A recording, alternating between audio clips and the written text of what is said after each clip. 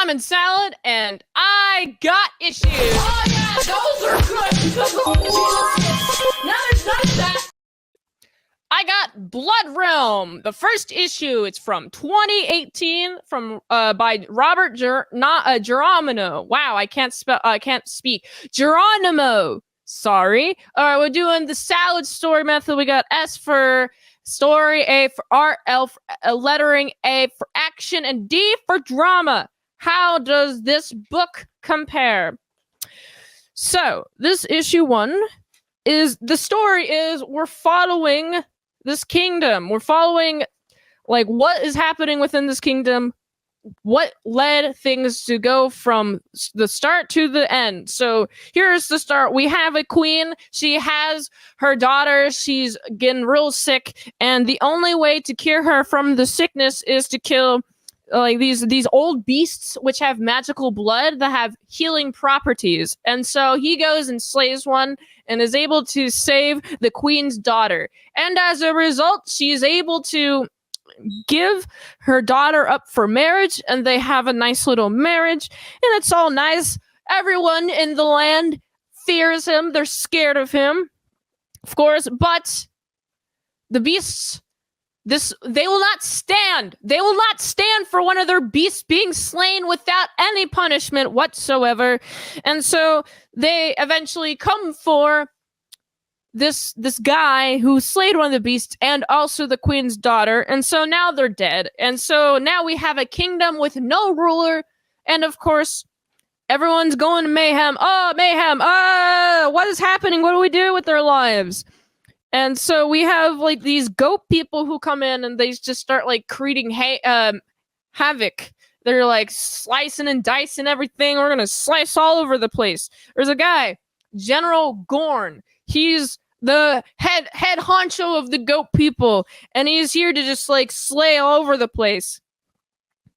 And what's interesting, this freaking General Gorn guy, he overthrew the king of his own people because that guy was being such a pussy. And he was like, "All right, fuck y'all. I'm gonna slay you, king, and I'm gonna be the leader. And we're gonna go around. We're gonna go to this land, this kingdom specifically. No, there is literally no ruler here. They're all just like in panic. Let's induce some more panic within them." And so that's what happens. All right, but luckily we have the Sisters of Silence. They are the only thing that will stop this chaos within this land. They're the Sisters of Silence because they are punished and cursed by the gods for contributing to the extinction of the old beasts. And now they stay silent. They only talk to God, but because of this, they have nice, beautiful powers to stop this guy, stop these freaking goat dudes from tearing up all over the place. And we also have a queen. We have this queen. She's not dead, but she is disintegrating. She saw her daughter die before she died, which is sad, but also she's melting. She gives one more command to the Silent Sisters. Hey, grab that heart. Oh yeah, grab this heart, right? It'll you know what? The Dark Lord Siphus's heart, because it'll bring eternal darkness upon the land. So she wants those guys to steal this heart. You know, steal it. Oh my goodness! But you want to know what the purpose of the Iron Wolves are? They're cleric knights of the Sacred Order who raided his stronghold and took the heart from that guy's body, which is now being sought after by these sisters. And also, they're just, walking, they're trying to go over there. But then they come across these guys, they're technically called Satirans.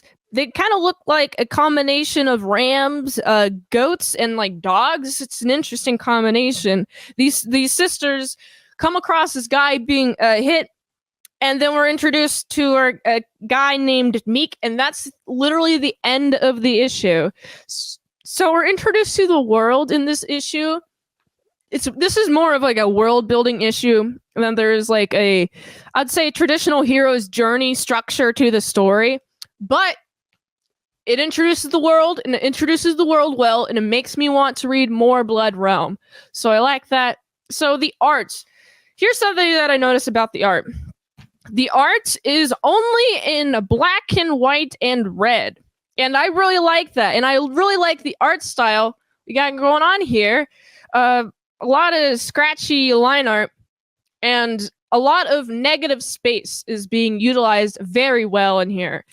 Look at it's so beautiful. I opened this up and I was like, wow. Some of the paneling is like very clever. So that's like the entirety of the book is just like beautiful, like 3 colors and very detailed line art.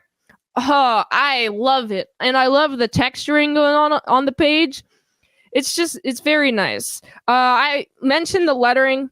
I like the lettering because in some points, if the background is white and there's enough space for it, we'll have some lettering on the side of the action without like a text bubble. But there's like one right here too, if it is needed. But also, there's a like a little bit of a text in the white of where their bodies are, and so I think it's incredibly clever. I like the placement of all the bubbles. In terms of automatopoeia, I honestly don't see any automatopoeia. I don't recall any automatopoeia. Well, except for which this is probably the only automatopoeia that I recall seeing in this book is at the last page. That's because that guy's being whipped pretty heavily. So I like that. Then we have the action. I'd say the action is more in between the lines. Like, the action is mostly told throughout, like, what's happening in the dialogue, the way that the story is told. It's like, okay, here's some world building events, here's some action that did happen, but the actual action that does happen within the drawing is not until this page right here, where we have General Gorn is like slaying the king. He's like, oh, I got your arm. Haha, I got your arm. Right. And then also we got some action here. Pretty sick impalation scene. Pretty sick. And then I'd say the drama within this book comes from just like the general dark, gritty world that is being lived in, that is being explored within this issue, that is being set up. And I'm like, oh, yikes, I don't want to live in this world. But I feel like the drama is what the world is setting up, which is that in order to save the daughter of the queen, this guy has to go kill a person, and then that has like super healing blood, and then as a reward the queen gives the daughter to that guy, and then they both die eventually, and then the kingdom is in hell, and then there's these like General Gorn and his goat army comes in and starts wreaking up the place, and then we gotta have the Silent Sisters go grab this friggin' heart to make sure there's darkness spread across the realm. Fucking wow. Okay, so that's the drama within this book. Overall, I like the structure of this book because it sets up a world. As an issue alone, it kind of leaves me wanting more, but I think that's the point. You're supposed to get the other issues. This is honestly, I like it a lot. Makes me want to know more about Blood Realm, the world. I overall think that this is a pretty fun read, and it's very aesthetically pleasing. In terms of like the story, I don't know if I technically count world building as like story, but it is world building and it's done well. So I think I'd give that like it's like a 3.5. Then I'd give the art, beautiful art. I give the art like a 4.5. The lettering is very clever. I'd give that a 4. The action, I mean, there's not like a ton of it, but whenever there is action within a scene, like on a page, it's done well. It's drawn beautifully. And so I'd give the action, it's a 3. And then what's the last one? It's drama. I feel like this is mostly drama. It's establishing the drama of the world. So I'd give it. It's also a 4. So it's a 3.5 plus a 4.5 plus a 4 plus a fucking what did I say? 4 plus 4.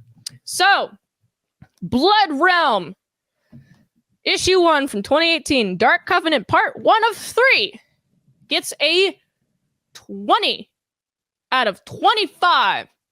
And that has been Men's Scottish. Oh yeah, those are good because of the relic. Now there's not